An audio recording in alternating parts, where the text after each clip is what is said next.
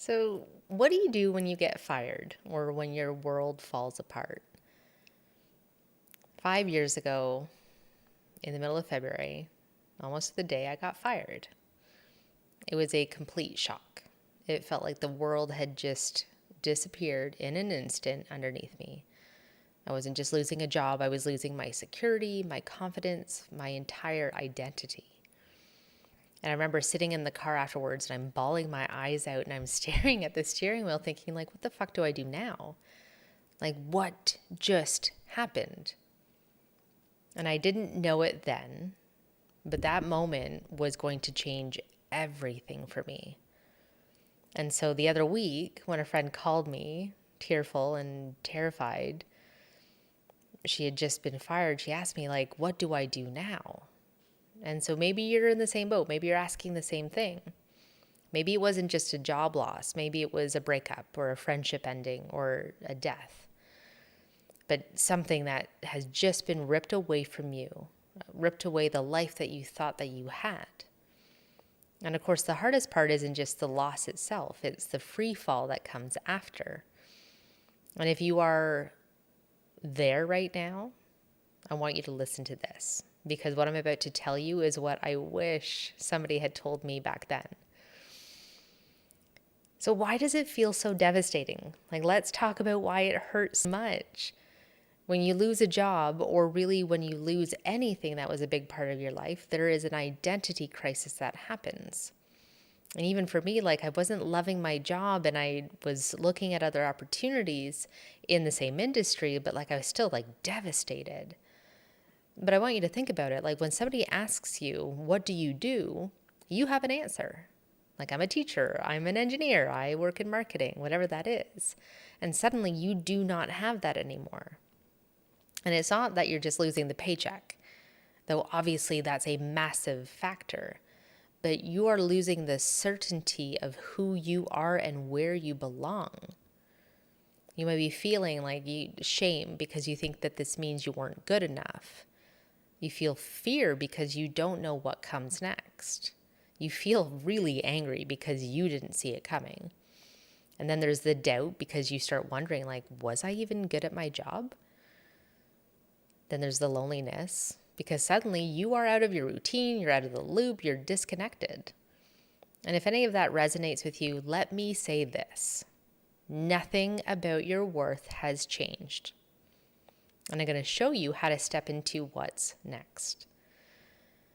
So there's a couple of mistakes I think that people make after losing a job or anything important to them. And before we talk about what you should do, let's talk about what not to do, because these are the traps that will keep you stuck.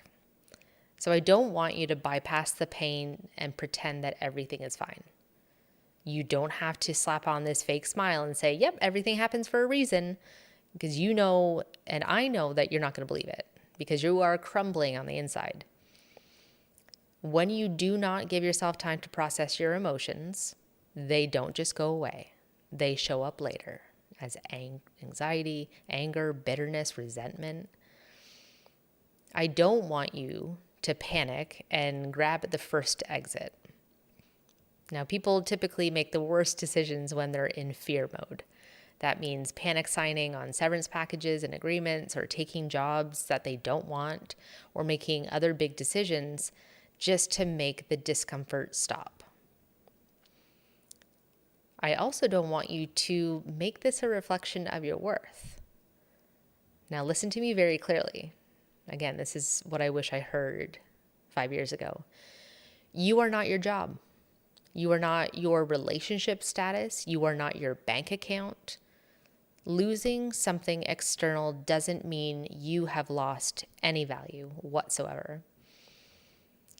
I also don't want you to isolate yourself and try to figure it out all alone.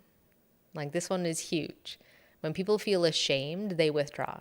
But connection is one of the fastest ways to shift your energy and move forward. Okay, so now we can talk about like what to do next, right? Like, this is like a step-by-step roadmap. First, let yourself feel it without letting it define you. As I said, you have to process this and not just shove it down and pretend like it didn't happen. And that excuse about like not having time, like you have to keep on keeping on because you got stuff to do, a family, kids, and bills to pay, like those are all true, but that doesn't mean that we don't have capacity to give time for this. So I want you to cry, journal, slam a pillow into the ground, punch a workout bag, talk to somebody who will listen without just throwing advice at you.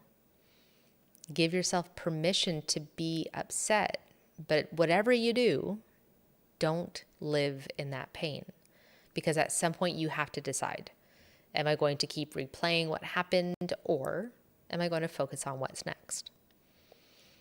The second thing I want you to do is breathe and then zoom out. When this happened to me, I felt like I was drowning in fear. My mind was screaming, what am I going to do? What if I never find another job? What if I can't pay my bills? I'm a single woman living in the city in a house. Like, I got shit to pay for. And that fear will absolutely pull you under if you let it. And coincidentally, like when I got fired, that was the first time that I had contemplated having a drink after I had got sober just the month before. I thought, like, fuck it. I was cleaning up my act, like, why bother? So I want you to pause. I want you to take a breath, and I want you to ask yourself, what if this is happening for me and not to me? This might feel like total and utter destruction, but what if it's actually a redirection?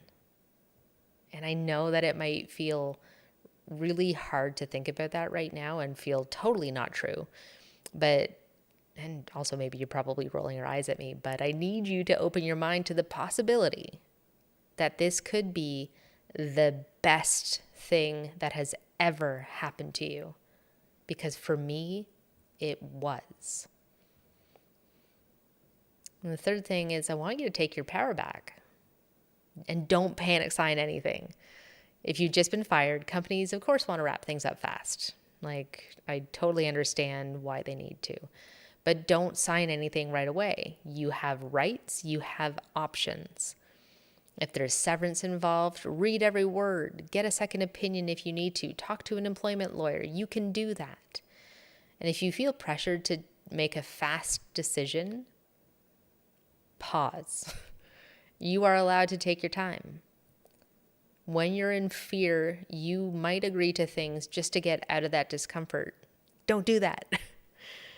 4 is I want you to rewire your mindset so you can see that there is so many opportunities ahead. And I know that right now your brain is wired for fear. So we can rewrite that script. And I want you to write this down, whether it's on a piece of paper or it's in your notes on your phone. I want you to write or tap out the following. Everything works out for me. There is a solution for everything. And then I want you to say it over and over and over again, even if you don't believe it yet. Because when you start to shift your internal world, your external world will start to shift too and catch up. 5, I want you to get support because you do not have to do this alone. Like, I know that there's a lot to figure it out, but you don't have to do it on your own. Reach out to people who can actually help you, not just complain with you, like actual solution-oriented people. I want you to surround yourself with energy that lifts you up. I want you to take one small step every single day toward building instead of breaking. And you are going to be more than okay. I know that this feels like the end. It felt like the end for me too 5 years ago. But one day you end up looking back on this moment and you recognize that this was the thing that set me free. And when I think about the big things that have happened, watching my stepfather die or getting fired or my divorce, those were all things that needed to happen, needed to come undone for me to step into this life that I am in right now. If my stepfather hadn't passed away, I probably wouldn't have quit drinking.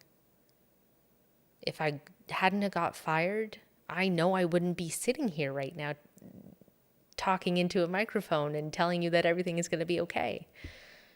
Those were the things that ended up setting me free and setting me on this path. And you are stronger than this moment.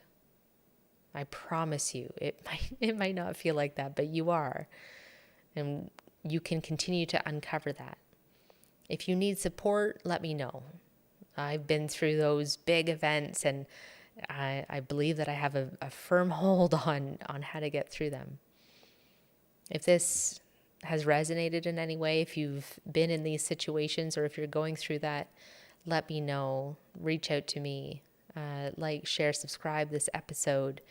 And just, again, reminding you that you are stronger than you feel in this moment. And you're going to be way better than before. I promise you that. If I am any example of that, you will be better than before. In the meantime, breathe it in, be deliberate, and please be good to yourself.